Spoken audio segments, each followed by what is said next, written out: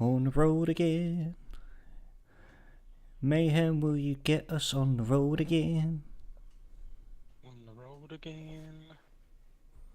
Can't wait to be on the road again. This is your cue. Morg, play the jingle. Boom!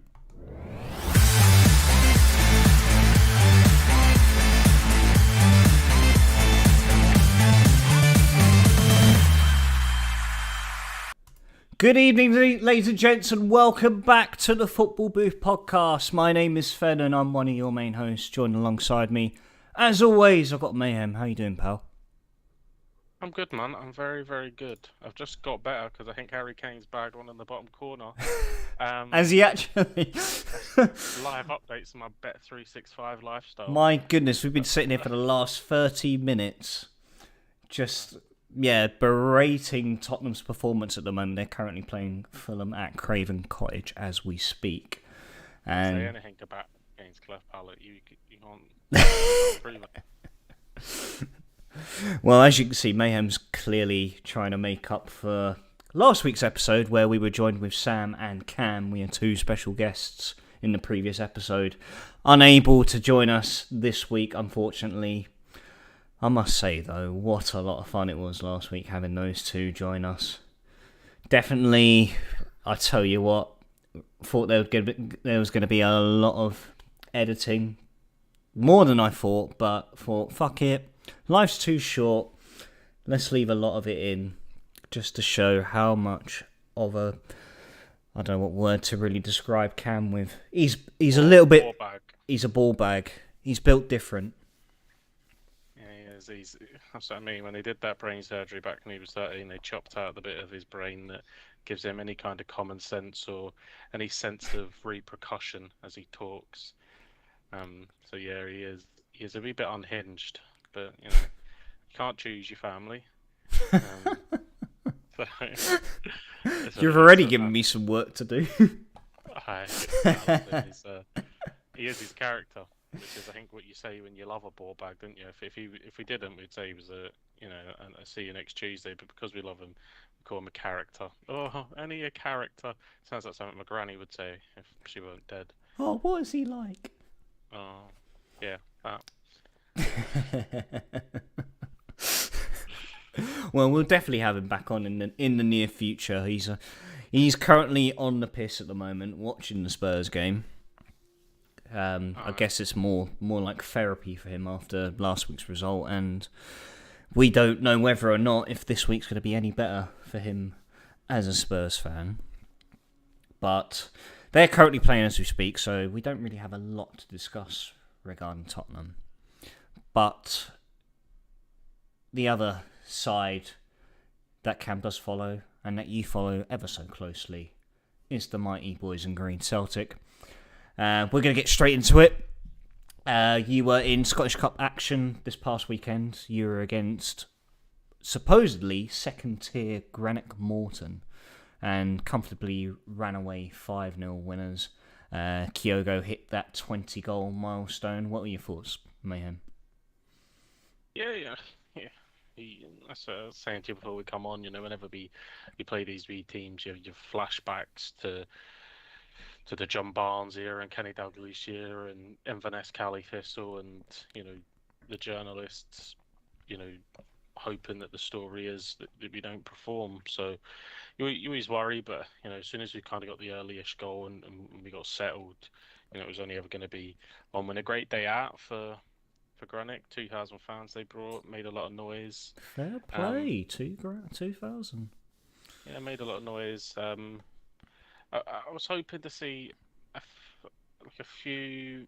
I know that the likes of the Rakavata was injured and stuff like that, but I think we still played a fairly strong team and understand that at Celtic you're competing for every trophy, so I understand that, and with quite good depth, especially around the midfield and the forward areas to be able to rotate. So, but I think it would have been nice to see a few more prospects given the chance. I think that's something that we've struggled to do in recent years. Is you look at Ben Doak that went to Liverpool.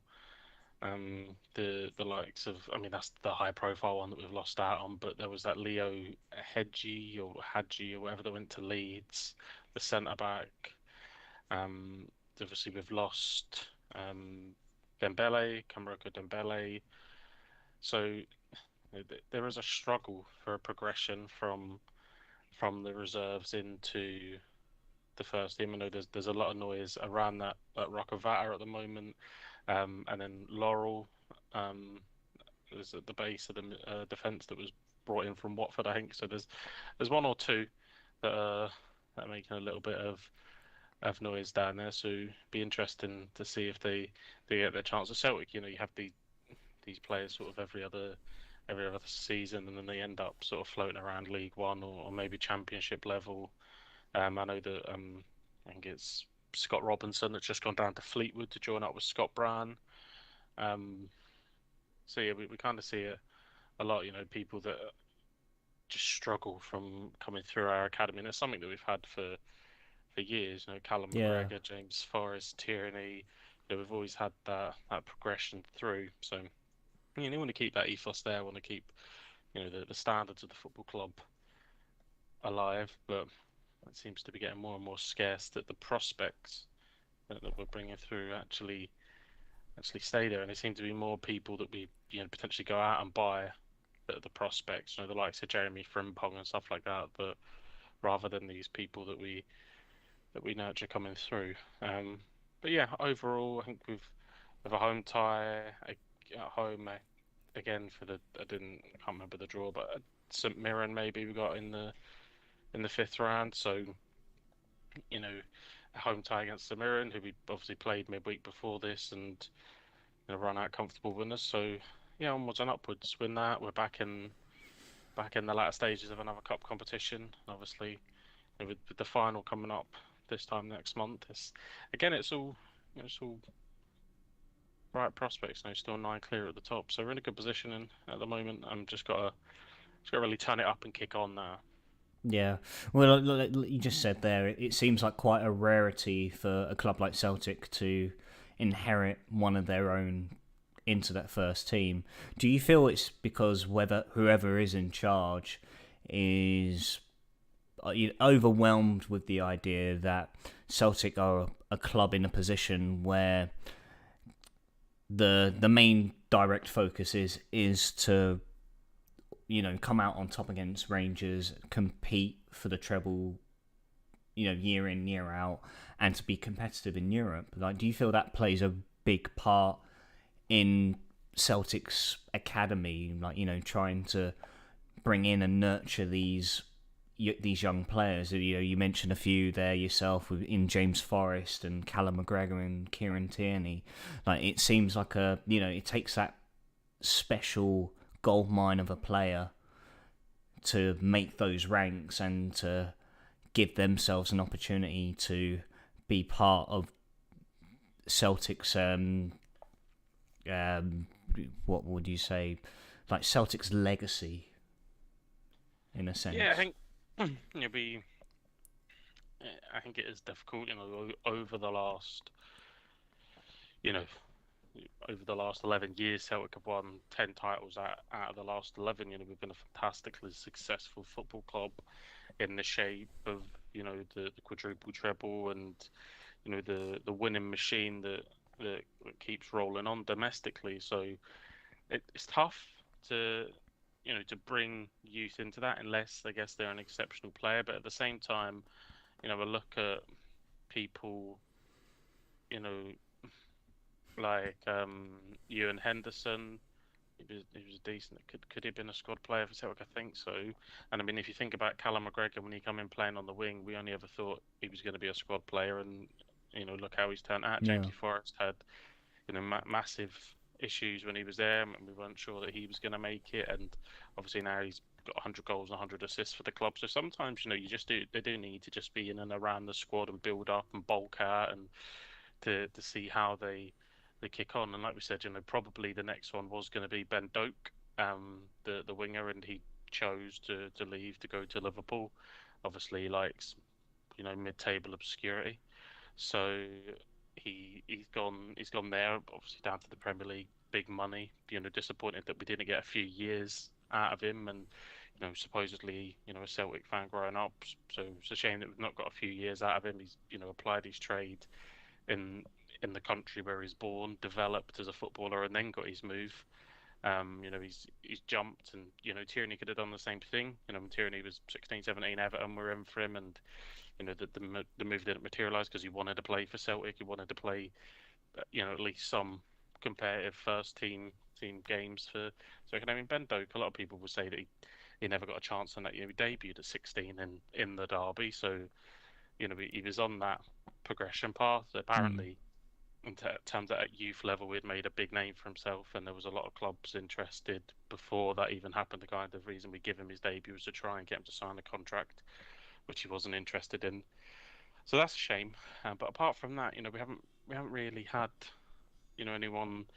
We've obviously brought young players to the club and then developed them. The likes of Moussa Dembele and the likes of Jota, that's sort of on the younger side, sort of 21, 22. So there is that. But yeah, that sort of breakthrough Scottish staple that we've had for so long. Like obviously we brought Scott Brown, but we had Scott Brown, and then we've got Callum McGregor. And if you were to look now and see who's the long term vision to be Celtic captain, I think you would struggle to pick that. You could probably hand the armband off and say Cameron Carter-Vickers, but he's not going to be here for 10 years. Cameron Carter-Vickers has probably got the plan to come to Celtic, build himself up for 2 or 3 years, and then get a decent move down south. So, and that's the ethos that we live off, the Van Dijk, and that's the conveyor belt that is Celtic. So to try and pinpoint who's the next Callum McGregor now, I think is a wee bit difficult, but hopefully we'll see an emergence over the next sort of 4 or 5 years. I think something that we've always had, so we need to keep that close and hopefully bring on the next generation. Yeah, and like you said, Cameron Carter-Vickers, prime example, who was brought up through the ranks at Tottenham and then made that move to Celtic eventually after. I think he had a loan move in the Championship at one point, but then made that move to Celtic, and then it feels like there's players like Cameron Carter-Vickers that go to Celtic and use it as the ideal stepping stone, where they go there with that mindset of thinking, well, I was at Tottenham, I wasn't quite good enough to make the grade to start week in and week out, go to Celtic, play European football, challenge for silverware, and just blossom into the player they can be potentially. And it is quite a shame with Celtic, and because for such a prestigious club to be used as a stepping stone, it's just, I don't know, like it's and like to bring through like such amazing talent, like we had in the past, like with Van Dijk and Wanyama, and honestly, the list goes on and on. How do Celtic really maintain that attraction of keeping those players to really build an unreal team that can push on in the likes of Europe and to completely dominate Scottish football? Well, I think the domination of Scottish football is something that clearly our current setup works with. Like I said, we've won 10 of the last 11 titles domestically, quadruple treble. So I think domestically our setup and our platform is a successful one. In terms of keeping the players, I just don't think we can. We sell them the dream. Come to Celtic, play in European football, play on a big stage in front of 60,000. Let eyes be drawn to you because of the famous atmosphere that Celtic Park is, and it brings all kinds of people in to watch the games, and then go on. We've seen Josip Juranovic has left. I think everything finalised and completed for 10 million today. Yeah. I brought him in for 2.5 million, sold him to the Bundesliga side Union Berlin for 10 million. So that really is the the makeup. The Yakamaka deal when it eventually goes through is a weird one. We're not making much there, but the Juranovic piece makes sense. A shame that we probably couldn't get another year out of him and ask for a bigger fee. But that's just the way it goes. Yeah. So that's the model, Yeah. and I think that's it. We've gone out and obviously signed Alistair Johnson. That had a pretty good World Cup. He's younger than Juranovic. Juranovic is 28. I think Alistair Johnson's 24, 25. He's looked solid. So, but again, he'll be coming in with the promise that come play well for us, perform, and we'll not stand in your way if the money's right. And then we'll go back onto that conveyor belt and look to to kind of to go again. If you look at people that I think probably won't ever leave Celtic, I don't think Callum will leave. Callum McGregor, I think he'll stay there now, be a one-man club. Greg Taylor, I can't see him leaving unless it's later on in his career and he goes back somewhere like that. But then every other position, you could probably see people going. At no doubt at some point Joe Hart will be replaced over the next year to 18 months. Cameron Carter-Vickers will have been sold the dream. Matt O'Reilly the same. Rio Hatate, Kyogo, Jota the same. Leo Labada is constantly being watched by Southampton. We hear that rumour all the time. So there's people keeping tabs on massively. We're hearing rumours that Daisy Maeda is being looked at by potential Premier League and Championship suitors. So this is what we have to contend with, and it just shows that the scouting network that we've got is a really, really solid one. We get it right 9 times out of 10. I'd probably like us to see us utilise the European market a bit more, but instead of the sort of the East Asia market that we have been. But at the same time, the value for money that you get, like Kyogo for 4 million. If he was playing in the Bundesliga, he would have been a 15-20 million pound player. So yeah, absolutely. Yeah.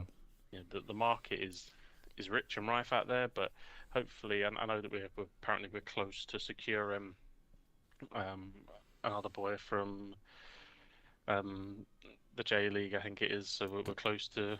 I think it was the South Korean boy that we discussed previously. I think was it not him?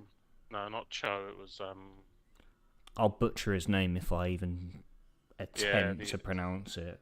It was another one, but he's looking like he's going to come in. So, yeah, Andrew's been fantastic with identifying these players. He's got a fantastic knowledge of the game over there, and they've all come in and been fantastic successes. Kobe Ashley played his first game against St Mirren on the weekend. He looked decent next to Cole Starfelt. So, yeah, and obviously we've got the boy that we signed as was J League Player of the Year. He's made his debut there against Greenock Morton, and he looked decent as well. So we've got that depth, good rotation, and we'll need that. Going into this hectic period, like I said, we've got to keep our focus on the league, and then we're into the cup final. Before we know it, we'll be in March, and we'll be up against St Mirren in the next round of the cup, and then we'll be in the latter stages of that if we get through. So yeah, it heats up real quick. You need that rotation. You need to be able to take people in and out. We want to get this. We're coming towards the end of the window now. You do want to get all this kind of noise wrapped up. If Shakamakis is going, then let him go.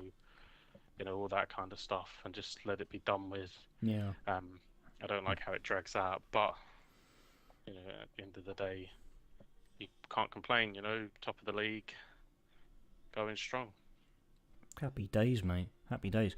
If there are 2 individuals that I would absolutely love Celtic to sell the dream to right now, are Ruben Colwill and Isaac Davis. Because the longer they stay in the Welsh capital, their careers will die out very quickly. Take Isaac Davis every day of the week. I think he's a top player. Colwill, I like what I've seen of him, but just like you said, I think we were calling it out towards the back end of season 1. Where we were saying that what he needs this year is to break through. He's a little bit lazy. He's got magic in his boots, but it's all too few and far between, and just always seems to ring true with him. This is the thing. I mean, I mean, obviously we don't have crystal balls, we're not mind readers, we don't know what goes on behind the scenes, but, we were speaking at the start of the season, and this was a young individual who was going to be like the next best thing from Aaron Ramsey and from the Cardiff Academy, along with Isaac Davis, who was going to make his big break and solidify his place in the first 11. Of course, with everything going on in and around the club at the moment, which is just an utter rotten mess, it seems now that it's filtered down to the squad based on the previous two performances where we had the FA Cup replay against Leeds midweek, made them look like prime Brazil. As good as the goals were, I think if you look at the build-up process in all of them, just utter shambles. Awful defending. Tom Sang made Wilfred Gnonto look like fucking Roberto Baggio. Scores a Di Canio-esque goal in the first 30 seconds. Scores a good second goal. Rodrigo. Again, they're all brilliant goals, but you look at the build up and how we've managed to lay ourselves out and just wide open every time. Tom Sang, this is someone who's going to be the long-term replacement for Marlon Romeo, who's going to be on the sidelines for the next month or so. And Gnonto ran rings around him. Jack Simpson clearly still has that Rangers mentality in him because he can't fucking defend and is second best to everything.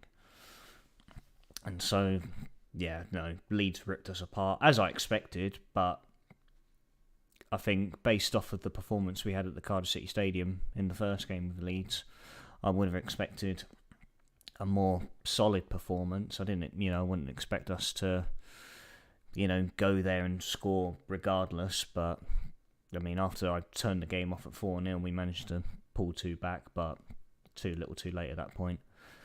And then it was a weak performance at Ellen Road, and I mean, in context, Cardiff's main priority this season will be to obviously again stay up at this rate, but it's a shambles from well within the club. There's obviously in-house problems. Obviously, you've had the Emiliano Salah hanging over years for ages, and people adding their 2 cents to that know absolutely nothing about anything of the deal and villainising a football club. When, let's be honest, the way that football is, there would be no club that would have been any different.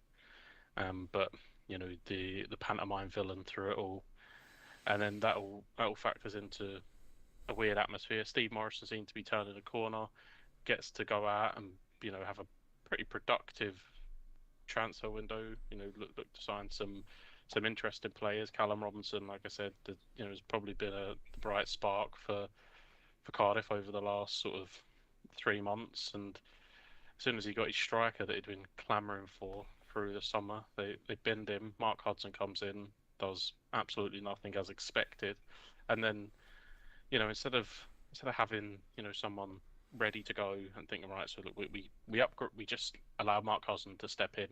That didn't work. Instead of having someone ready to go, and they sacked Mark Hudson and say, right, this is who's going to come in. This is going to put down a philosophy. Is going to take us away from the potential of League One. They've just bumped someone else up and just want to repeat the same mistakes. No, it feels like they've just done a raffle amongst the backroom staff, and Dean Whitehead has been the unfortunate individual who's had his name pulled out of the hat and is now put in the hot seat. And again, it's the same situation with Mark Hudson, where he's just been chucked in the deep end and is expected to pick up points with the squad rebuild that Morrison underwent in the summer. And it hasn't worked. It's evident that it won't work. And we're staring in the face of League One at the moment, and things didn't get better over the weekend. Again, didn't look convincing against Millwall. Give away a sloppy goal, poor defending from Cedric Kipre for Bradshaw's goal, where he goes to shove the ball out of play.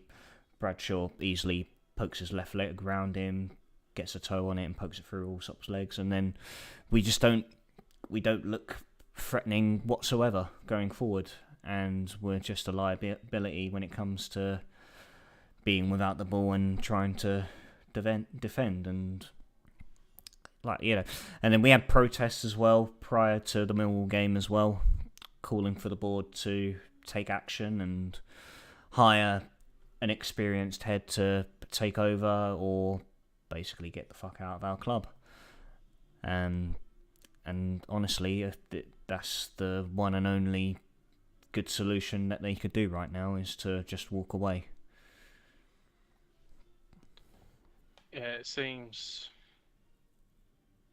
just seems like an absolute mess from literally the top down. Obviously, Vincent Town's been around for a long time now, and not done much of anything with the club. I know he got promoted, but obviously started off on rocky terms, trying to change everything. Realised that things had to revert back because of the reaction from the fans, and then obviously there was a little bit of success there, promotions, but the club's in a really bad way, and his stubbornness to try and stay with the football club, and almost as if he feels there should be some kind of gratitude because there was 2 promotions in there, swiftly followed by 2 quick relegations. Yeah.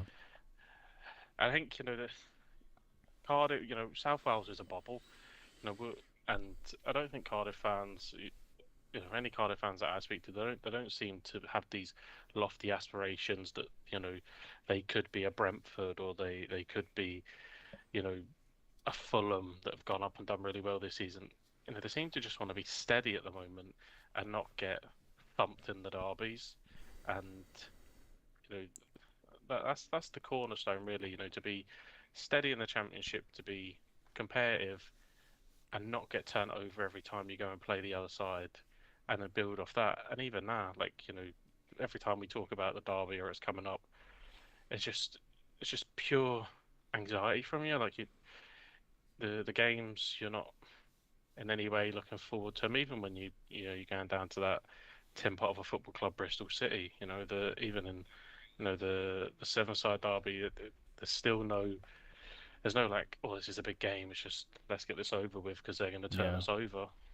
No, that is the mentality amongst all of us, and it's a blessing in disguise now that Luton still find themselves in the FA Cup, and that that game we were meant to play Luton next, and that game's been postponed, so we don't have any football to play for the next fortnight. And it's if now is not the perfect opportunity to really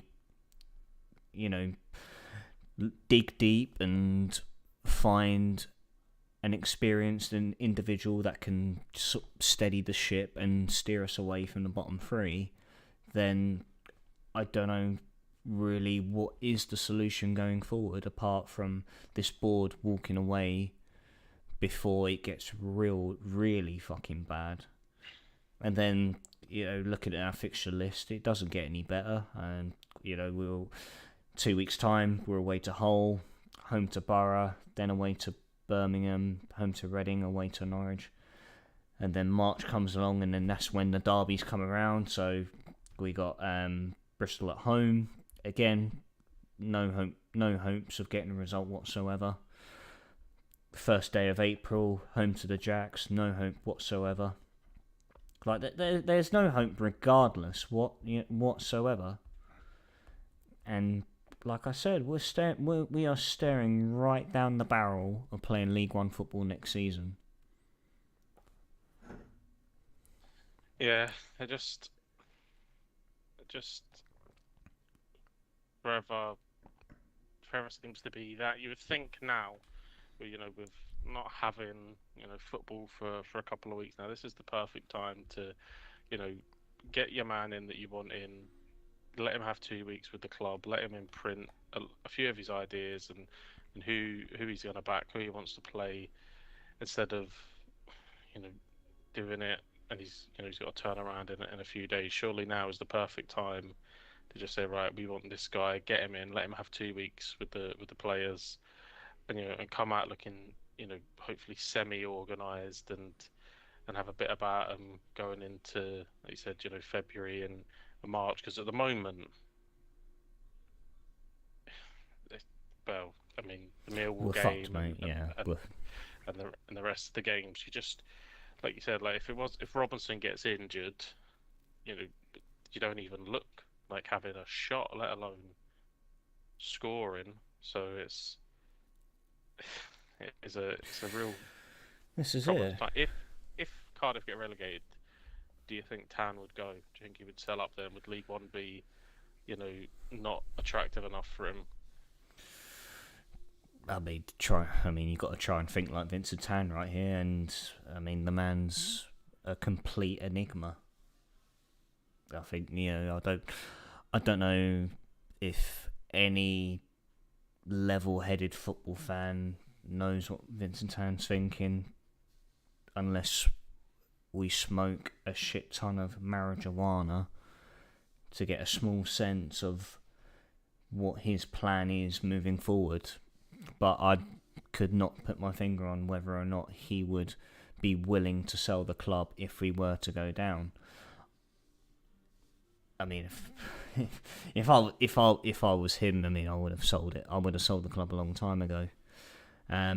He's only shot himself in the foot, and he is the sole reason why we've lost all this money that he's put on record, because he has not put any structure around him when it comes to spending within the football club. He hasn't got a director of football in place. He hasn't got any chief negotiators in place. Every bit of every transaction, anything, any club matter that arises, he has the final word on everything. He probably has the final word as to what goes on the menus at the stadium.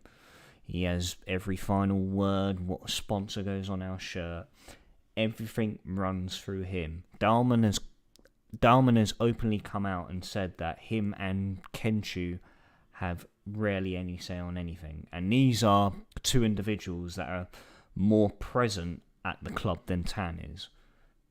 Tan was at one of our home games previously. I think it was either, I can't remember what game it was. It might have been the whole game when we drew 2-2. It was the first home game he's been to since Fulham at home when we were in the Premier League last. That just shows how close he is with the club. That is how affiliated he is with the club right now. Hasn't been to a game in 4 years. Like, no, I wouldn't wish any sort of ownership like that on any club whatsoever. Maybe Swansea, who knows? But the point is, if you've got an owner, you want them engaged. You want them to have a vision going forward. You want them to have a model. And we have none of that whatsoever. I think you want them to have an understanding that, there's also going to be better negotiators out there than them. There's going to be better people to make, certain decisions than them. The fact that somebody is making every single last decision at the football club, who's detached from the football club, is mental, really. It's crazy to have someone so far detached that they haven't been to our home game in 4 years and they're still the person that's having the final say on everything Cardiff City. Like, I think that he needs to understand that whatever was here, whatever kind of acceptance, the Cardiff support had put up with because of promotions to the Premier League and whatnot, that acceptance has gone, and it's time now for Tan and anyone connected to Vincent Tan in any way to depart the football club and allow someone to come in that you said that has a model, that understands that in this modern age a director of football is the way to go, that has the Yep. scouting network to go out and lo- locate and identify targets, sell them the dream of the promised land, and go and try and achieve that once more. Because at the moment, and I think that as bad as things are, I think that Cardiff will still be in the Championship next year. I don't think that they'll go down, but at the same time, you look down at League One. No one probably thought that the Ipswich were going down. No one probably thought Sheffield Wednesday were going down. Massive football clubs. Leeds were in there for a number of years. Obviously, it took Sunderland quite a few attempts to get back. These are huge football clubs.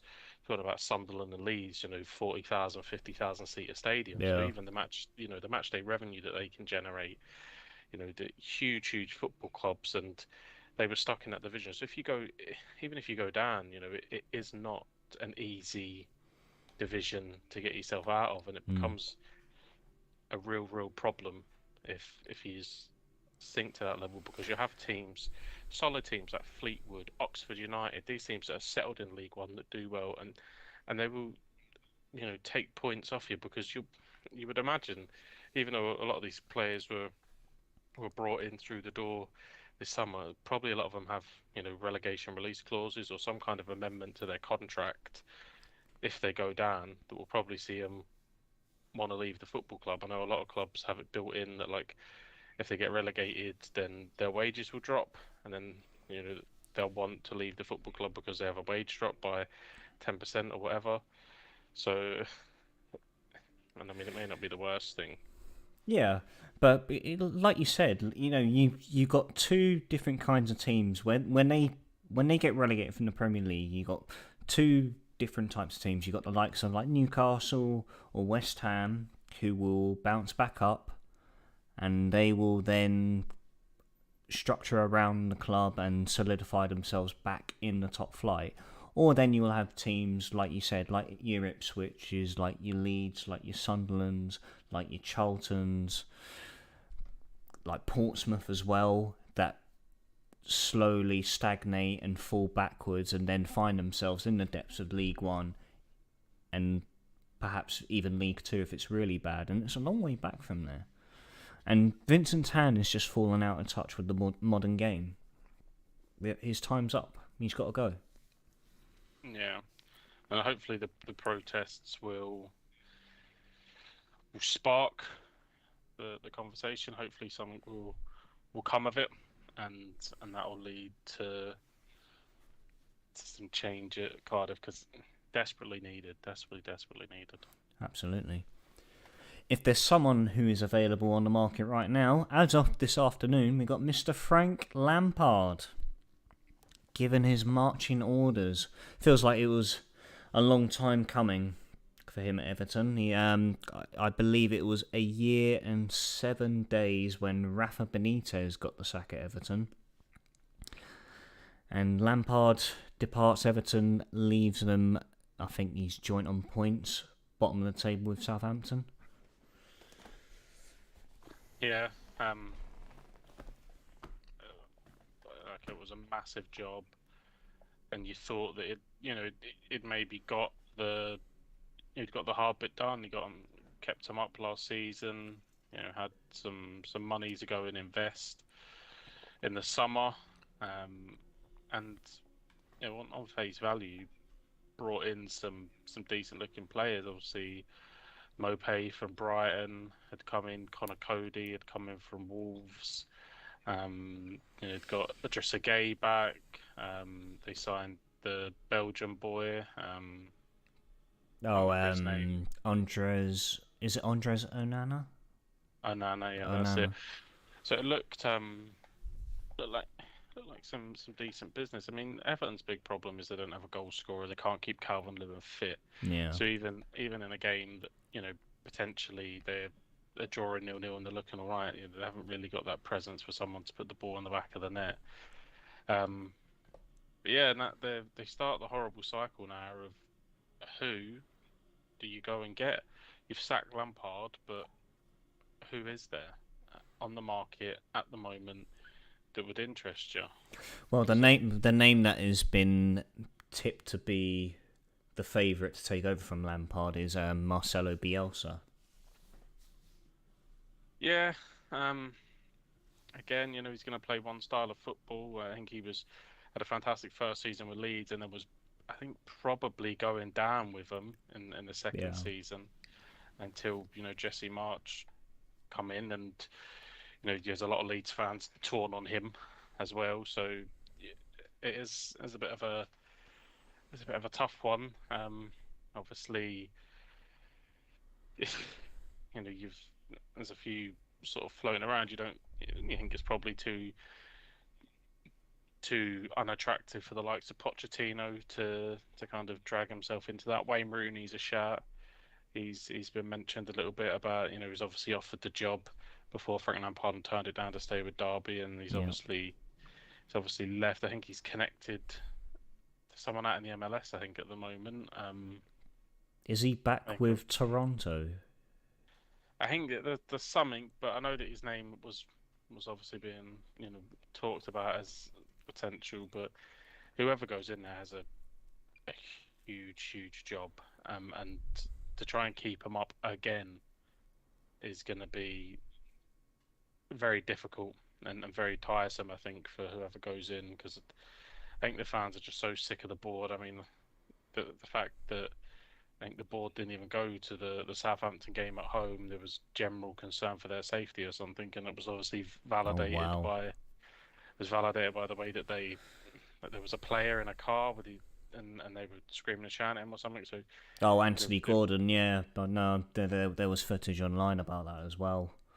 So they were proven to be, right in that, there was something in that, but yeah, it seems even more so that Everton are just kind of sleepwalking towards relegation. They don't really have anything, and I remember you're looking back, Everton were a great team under Moyes. Remember like Yakubu and Radzinski, and obviously a young Wayne Rooney, Alan Stubbs, Duncan Ferguson. Like they were real. You knew you were going to be in a game when you went there. I almost mentioned two faces there, then remembered who else they've represented. Still Van Distan, there was proper players. And, that at one point they looked like they were turning the corner. They were developing the likes of John Stones, and obviously they've got Anthony Gordon at the moment, but yeah, it does seem now that they just seem to be in a lot of trouble. Yeah, I feel like they struggled.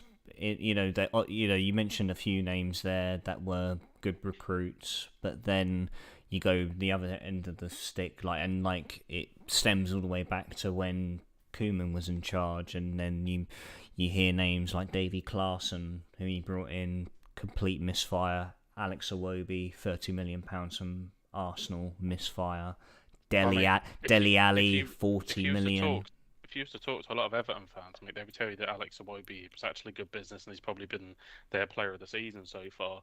But yeah, I know what you mean. Like the money that they must have been shelling out on the likes of Theo Walcott and these boys, Deli Alley. I mean, my goodness, what was Lampard thinking when he rocked up and offered Spurs 25 million? Like, they must have been fucking laughing at him. They couldn't believe what they were getting. And I don't know what's happened with Dele Alli, because as a young kid, he was a phenomenal football player. Looked like he had the world at his oyster. Could honestly have got into any team. He was obviously playing for his country, playing at World Cups, all that stuff. And now he can't even cut it in Turkey. I don't know. It was a mixture of, I think, the mentality around Tottenham, where they were really pushing for that top four, and I think he, had a few underwhelming performances at the start of his second season, like after his big season where, he went and scored that brilliant volley against Crystal Palace at Selhurst Park, and then that second season came along, and then I think Poch went, Mourinho came in, and I think it was a mixture of things like, like we said previously with Ruben Colwood, we don't know what goes on behind closed doors, but it seemed like Mourinho wasn't convinced. He got dropped, and then it really sparked up his ego, and his attitude and persona completely changed. And now we're seeing him out, for Besiktas in Turkey, and he's just not cutting it whatsoever. Yeah, just to the point where I think they want to end his loan deal early, I think. Yeah. And this is the thing, it's such a shame for like a young player, that Dele Alli once upon a time, and had the world at his feet and looked to be the next big thing. And it seemed, I think that when it comes to like the young egotistical players, the next person I think of is someone like Jack Wilshere. Jack Wilshere obviously had injury issues, but then had his own issues in terms of his attitude and his mentality. You don't really see a way back now for Dele Alli. I feel he's just on such a massive downward spiral. He's not as bad as the player I'm going to mention, but I think in the next few years he may start to fall into the bracket. But the likes of like Ravel Morrison, yeah, I think that's where we could end. It's a shame we could end up seeing Dele Alli, drop down, because no one's going to take him in the Prem, not after obviously the stuff at Besiktas. Someone in the Championship will undoubtedly take a punt on him, I'm sure, because of there is a player in there somewhere. It just forever seems to be lost. If someone can tap into him and someone can draw it out, then they will have a very good football player. But it's been so long. He was linked. Thank God he went to Besiktas, because he was linked with Celtic in the summer. There was big rumours that he was potentially coming up, and thankfully he never did, because I couldn't see Ange Postecoglou in any way, shape or form, dealing with that kind of, the whole ethos is we never stop, and that high intensity pressure game, and that's not Dele Alli at all. No. I think that's probably, Poch, I think, towards the end had kind of had enough of him as well. Because of that, you can kind of get away with it if you're scoring goals like he was, like you said, that Crystal Palace one. You can kind of get away with being a little bit lazy and the team carrying you, but when you're performing the way he was towards the back end of his Tottenham career, maybe it was too much too soon. A young player given obviously a massive contract, probably the wrong kind of people around him, and it's led him to where he is now. Yes, it's a shame. He was a fantastic player.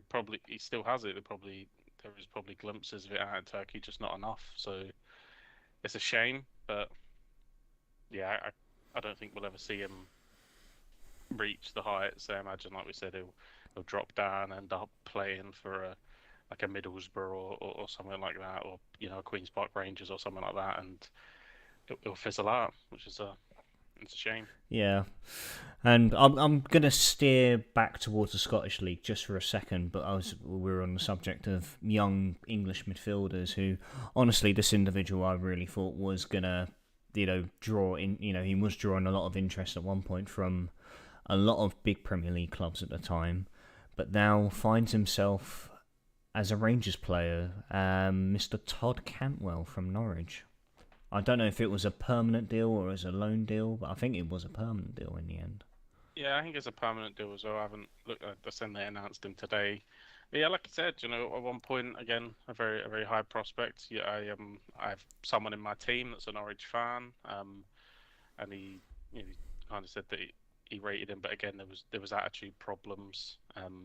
Cantwell had said that the physicality of the Championship nearly ruined his career. Well, I don't quite think anyone's shown him some of the tackles that go flying in the Scottish Premier League. If that's the case, you wait until you're away at Tannadice, mate, and the butchers that are in this league, go flying in on you. So, but like he would have been sold the same dream and the same ethos. I'm sure that the platform that we're showing Yeah. across the other side of the city. That he can come here, he can rebuild himself, he can get himself a move. I think you know Rangers is a little less direct because you look at the likes of Ryan Kent. There's no way that Ryan Kent expected to be at Rangers for the time he's been. Alfredo Morelos. There's no way that you know he expected to be there. All the ridiculous links that he's had in his time at fucking Rangers, linked with everyone from fucking Watford to Bayern Munich. That guy, but so there's no doubt that that's the that's what he's been sold. He doesn't. There's no way he expects to be playing, the next 10 years at Rangers. So yeah, we'll see. But I'm not going to be ignorant. I'm not going to be delusional. They've signed someone that has the capabilities to be a good football player. Would he get into Celtic's team at the moment? I don't think so. I don't think predominantly No. plays off the left, and you know Jota and Maeda. Maeda's been fantastic. Jota is a fantastic talent, so I don't think he would get in. Yeah. Um, the fact he's come up here tells me that there was no one really looking at him Yeah. um, in England, because I don't think he would have come up to Scotland if there had been another option. I think that's why the transfer probably delayed for so long. What you tend to find with the two Glasgow clubs is people who use our name as weight, and then they'll end up getting a move. So I imagine that it was pretty scarce pickings, and he's decided to come up with the lure of European football and putting himself in the shop window and performing. So only time will tell. But yeah, there's certainly the foundations there for a good transfer from. We'll just have to wait and see and see what comes of it. But I think they've had a lot of these type of players, Joey Barton and Philip Senderos, and these guys that turn up and think that they're going to walk the league, because of the stereotype that is in England, and then they tend to struggle with the physicality, with the unexpected pace of the game, and they realise that it isn't, certainly when you're playing for two of the bigger clubs, that the standard doesn't really drop, and you have a real heavy expectation. I mean, he's probably got it this season from Norwich. I think Norwich fans expect to be top of the league and winning football matches. But I don't think he would have felt pressure like it, because when he comes to Rangers, it is literally an expectation to win every single game. Yeah. And if he was to, hypothetically, if he made that move to Celtic, he perhaps would have been that squad player that you related, when you said with Callum McGregor earlier, when you thought he was going to be that squad player that was going to be played out on the left and then would be a rotation option. That's what Todd Cantwell, I would have thought, would be if he was to be a Celtic player. Yeah, look, there's no doubt that, like we said, but we've seen these performances for Norwich in the Premier League. There's no doubt that there's the potential for him to be a very good signing from, but he hasn't shown much, and that's the reason that he's up here. And it does happen a lot of times. Yeah. That's why the Glasgow clubs can get a coup, as probably a lot of people will see Cantwell be in for Rangers. The fact that they kind of fall out of form and they come up here. And again, we've got those type of players at Celtic. You've had them, the Dedrick Boyatas of the world. The likes of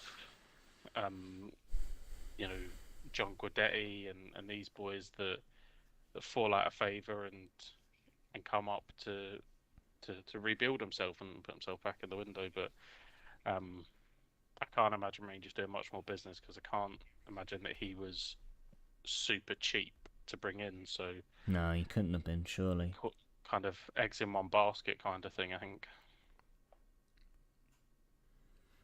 No, I imagine he was definitely a hefty fee. I imagine I assume it was a permanent fee. I can't imagine it being less than 5 million, surely.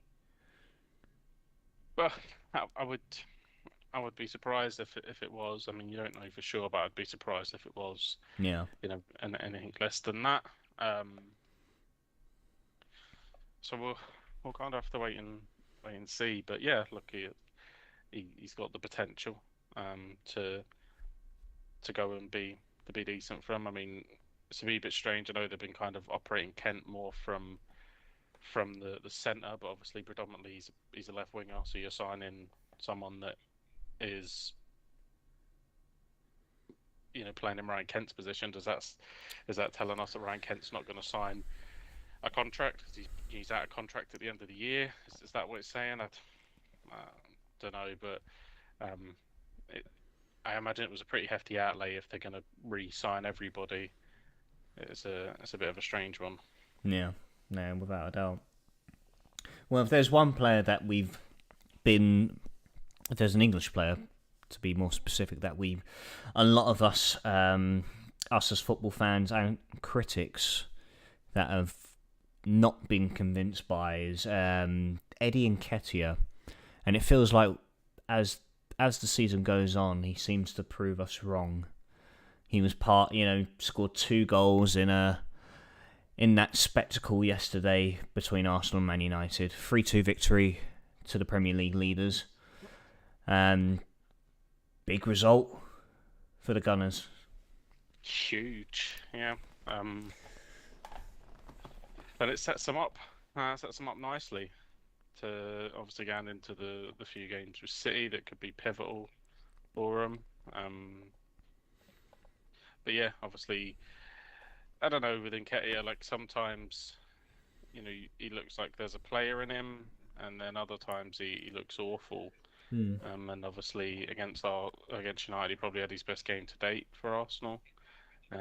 He scored 2 massive goals for them, and it could be title defining come the end of the season. There, scoring the late goal as well, which is obviously massive for him. United losing 2 late goals in the game against Palace, and then Arsenal, big changes to their kind of strengthy position that they were in this time last week.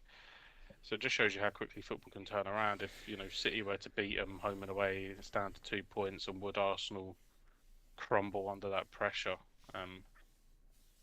You would think. I would tend to think yes. If City got back within that, just the way that City have been there, done it, would Arsenal crumble? I think so. But if they can go and get results against City, then who's to say they can't? Especially at home, they've been fantastic. So if they can get that over the line, then they really do they're in a fantastic position anyway. But they would be in an even better position to go and win their first league title in 15 years. Yeah, and it showed a big conflict there between the two mentalities that both teams have inherited. Like we've seen Arsenal with the mentality of going into every game so far this season and take maximum points most of the time, and then as of late we've seen United where they've taken the lead early in games and just not been able to see out results. Do you feel that's going to play a big part for United going into the latter stages of the season? Yeah, look, I think that for United it's their defence, and it's always been their defence. They signed Martinez, which I just thought was a strange signing when they brought him in. Luke Shaw's had to deputise at centre back. Harry Maguire isn't it, and clearly Ten Hag appears done with him. The fact he's been playing Luke Shaw at centre back. Says a lot, Um, doesn't it? Yeah. so that there's there's obviously a lot that needs done to to to the team. United have undoubtedly improved. I think since they've sorted out a lot of things, one, Solskjaer going because Solskjaer wasn't it, and two, the whole Ronaldo saga, and now they kind of got that sorted. I think Yeah. Bruno said recently in an interview, I think it was after the City game, that they're a team now. Mm. So they do appear to be turning a corner, but at the same time, these little mistakes, they're just the kind of thing that will mean that you won't win anything come the end of the season. These last minute goals that turn 3 points into one and 1 point into zero ultimately just means that you're not ready. And I think United have a lot of qualities that probably Arsenal possessed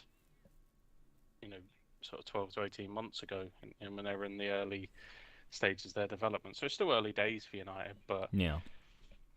yeah, I think they're still a long way off of being anywhere close to actual title contenders.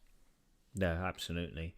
And like you said, I think I think defense is a big concern for Ten Hag at the moment, where he's got where you said he's utilising Luke Shaw at centre back, a position that he's not familiar with, and having the likes of Maguire on the ranks, and then bringing in Lisandro Martinez as a centre back as well. Just despite him having the odd convincing performance, in terms thinking long term, it's just not going to be a long term solution if United are going to be challenging for the title once again. Yeah, I mean, it seemed it seemed like madness at the time, to bring in. I think a lot was called out about, the fact that it was such a small person coming in to play centre back in the Premier League, and he's done all right. He has good tenacity, and he'll get around it and he'll get around the ball, but I think he gets exposed.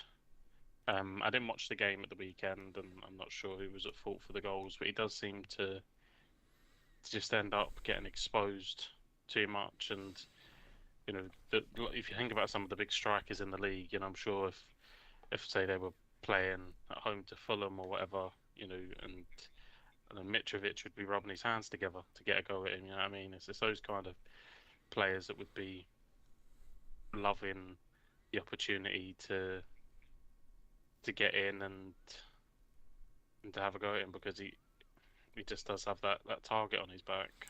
Yeah, I mean, if there's another United player that I can mention who just I'm not convinced one bit, and the guy is not it whatsoever. I don't, regardless of how much Ten Hag is saying, oh, he's improving week by week, but who was heavily at fault for the equaliser for Arsenal was Aaron Wan-Bissaka. Not convinced with him by the slightest. I think there's not a Man United defender that does convince me. I don't know what's happened to Rafa.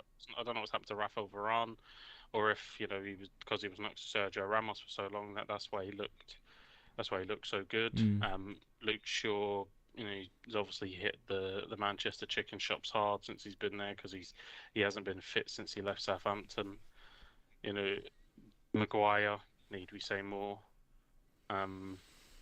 The best defence he's had was in a fucking courtroom when he was getting off fucking beating people up in Greece. So yeah, Wan-Bissaka, he just isn't a look. He's probably a Premier League player, but he's a Premier League player that plays for Fulham rather than a Man United player that's up in that top four fighting for the European places. He's just not an elite football player. So I'm sure it's tough for United. They've jumped on a few hype trains that haven't worked out, and their recruitment over the last, the last sort of 8 to 10 years just hasn't been there. You think about how many successful people they've actually signed. You struggle, I think, to probably count 5 people that you could count as a success story that have gone to Man United. Bruno Fernandes probably being one, but I mean, apart from that, there isn't one that pops into my head. I know that look, Casemiro started well, Yeah, Eriksen started well, Eriksen but started well, yeah. But then you look past that. I mean, you got the likes of like Jadon Sancho hasn't hit the ground running, Anthony hasn't hit the ground running. There's a longer list of those that are just have not kicked on, especially for substantial transfer fees. I mean, Anthony being 85 million euros. Yeah, And for the Martial. return, Martial, nothing, nowhere near worth his value whatsoever. You look at Fred that they signed for like 60 odd million or whatever it was from Shakhtar Donetsk. Malaysia looks alright and when he plays, but he doesn't look groundbreaking. So I mean, if you were honestly, I know that again this is the problem that United have, but if you walked in as a director of football and you looked at the squad, you'd probably say, right, we need a new goalkeeper. David De Gea's what, 30s, Yeah, early 30s. We need a new long-term goalkeeper. Look, they have Dean Henderson, I know that, and potential replacement. But you're probably looking at a new goalkeeper. You need a new right back. You need at least one centre back. You probably need a new left back. Casemiro, you're probably going to have a season out of him, but again, he's coming into his early 30s, so not a long-term fix. Eriksen probably get a few more seasons out of him, but again, early 30s, not the answer. Bruno Fernandes is grand. Rashford, grand. But then Anthony, he said hasn't really done it. Yeah, takes a lot. He's gonna have to take a lot more convincing to really be part of that long-term project under Ten Hag at United. And then the striker situation is just for Weghorst to be coming in is just madness for Man United. It's this utter madness that you can't attract anyone other than Weghorst. It's just. Yeah. On a side note, hats off to Sky Sports Graphics for turning 6'6" Weghorst into 5'6". By the way, I don't know if you saw that. No, doesn't fit perfectly. It was they were showing like I think it was just like Weghorst's statistics when he was at Burnley, and they stuck his face on. I guess it was probably someone like Martinez's like body build, stuck his face on it. So they've turned Weghorst into an Oompa Loompa briefly. Beautiful. Happy days. Like it was quite comical, And then we're talking there about United and how they could potentially turn into one of those teams that are drastically aging rapidly. And we saw 2 teams in particular that we've expressed in previous episodes that we have said that they need a complete overhaul completely, and that was the poor draw with Liverpool and Chelsea, like 2 very poor sides going head to head. Yeah, like Liverpool have a very weird, policy around a lot of things, and I think that's come to bite them in the foot a little bit. But the midfield, like you said, is aging. They probably need 3 midfielders. Which is not going to be easy for them to go out. Mo Salah not getting any younger, so they're in trouble. Chelsea just seem to be throwing money at whatever moves and whatever Arsenal scat, Chelsea seem to sign. So it's a strange one there. Graham Potter, I can't see how much longer he'll last. Chelsea are not a club that gives managers time. He's not going to get the transition time that Mikel Arteta got at Arsenal. And the sad bit here is that obviously we've spoken about how much we like Graham Potter. I'd honestly be surprised if we see him at the football club at the end of the season. Yeah. It's been an awful situation for him. No, that's the thing. And he, without a doubt, I mean, as things are right now, will certainly not be there when Mudryk's deal is up at Chelsea, that's for sure. I like 8 years is a long contract, and yeah, I'd be lucky if you got 8 more games, let alone 8 years. I don't know. I think we all had that worry that going to Chelsea, like, he had to go. I think Brighton fans were a bit pissed at him and that, but he had to go, because of where he was and the opportunity that it was to manage in the Champions League and that. But the worry was that it could quite easily not work out, and yeah, I think that's where we are. I don't think it's worked out. Yeah. And what are your thoughts on Chelsea at the moment? Obviously, they've spent close to, what is it, like 500 million this January window, or I think it was like since Todd Boehly took over at the club as owner, and offering these very, very long-term deals where they brought in that Monaco defender, Badiashile, 7-year deal. They obviously signed Mudryk, 8.5-year deal. Signed that PSV winger, Noni Madueke, 7-year deal. This is something we've never seen from any owner, regardless, really. Well, I think the way that transfers are, there'll be like a bulk bit up top, a little bit over instalments, and then a lot probably as add-ons or potential add-ons. And it could be that there's something in the contract length that prolongs the instalments, perhaps. But I don't think they can't prolong instalments. I think the most you can do is, because the financial fair play is like 24 months. I think you can do it over. But I think potentially what we're seeing is there's maybe stuff added in there. So like after 2 years, something if he's got a certain amount of something, then they'll get something after another 2 years.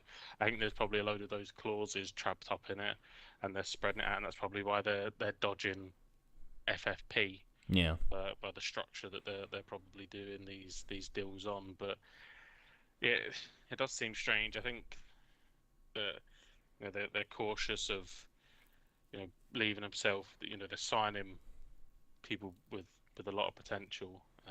And I think they're probably cautious to leaving themselves open to developing these players, and then them leaving because they're running down their contracts and that. So they're locking them in at a time really when they're probably not going to be in a good spot next season. So yeah, but like you said, it does seem very strange. And if there is anything in it that benefits the football club, you can imagine that'll become the new norm for clubs to just throw massive contracts at players. But yeah, it does seem a little bit suspicious. It does. But I imagine if it was to really turn out to be as suspicious as we think, then we can see it, of course, perhaps coming out further down the line, perhaps. Yeah, I mean, look, you've obviously got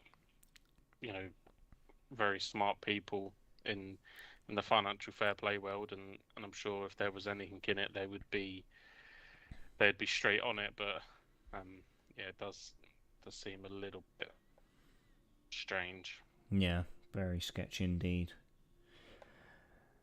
And I can now say it's officially full time between Fulham and Spurs. Spurs have bounced back from their North London derby defeat last week to Arsenal. 1-0 victory over Fulham, courtesy of a Harry Kane goal. Mayhem, you were watching the game yourself. What were your thoughts on the game? Without being too harsh, I've seen paint dry on walls. That was entertaining. I was going to say, you didn't really show a lot of excitement whilst watching it, so I couldn't imagine a lot happened. I think at one point they threw a statistic up on the 78th minute where Fulham had 70% possession. There'd been no shots in the second half by either side, and Tottenham had one touch in Fulham's box, and Fucking hell. Fulham had no touches in Tottenham's box. So Had more shots on the night out, and that's saying something. it was utterly shit. And there you have it. That's our analysis of the Fulham Spurs game. Well then, we're going to move on to our final segment. Favourite segment, of course. It's the good old fantasy football. We're going to go through the current standings, and honestly, there's only been one change in the standings this week. So, as always, I'm going to go through from first all the way down to whoever is bottom. I'm not going to give it away just yet. So, top is still Liam, 1234. Second place is Mike, 1187. Third is me, 1164. Fourth is Joe, 1153. Actually, fourth and fifth are tied. So Joe is tied with Endogene on 1153. Sixth is you, Mayhem, 1109. Beautiful. Had a good week this week. 85 points.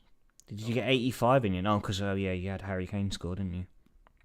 Oh, I think you may have the highest scoring week this week. Seventh is Cam, 1077. And down in ninth place is Sam Foster on 1071. How many points are between them? So between Cam and Sam, there are 6 points. That's getting tight as to who's going out as a full kit wanker, like, isn't it? Oh my goodness. Well, we better fill up our Amazon basket or Sports Direct basket. Arsenal kit, Tottenham kit, what will it be? Have to wait and see. And just looking at next week's fixtures, we got some FA Cup coverage to look forward to. Happy days. So, fuck all. Next week's going to be fucking boring, isn't it? It's going to be a quick old pod. It's going to be a very, very short episode. Hopefully we can get Sam and Cam to join us once again. Yeah, some Russian slurs in there again. Russian slurs. I was going to mention Mudric's debut, but he only showed a few sparks. No need. I'm sorry, had to do it. Someone had to fill the shoes, didn't they? Someone had to fill the shoes. I think we're going to end things here and now. Mayhem, pleasure as always, mate. Thank you for joining me this evening. Of course, buddy, anytime.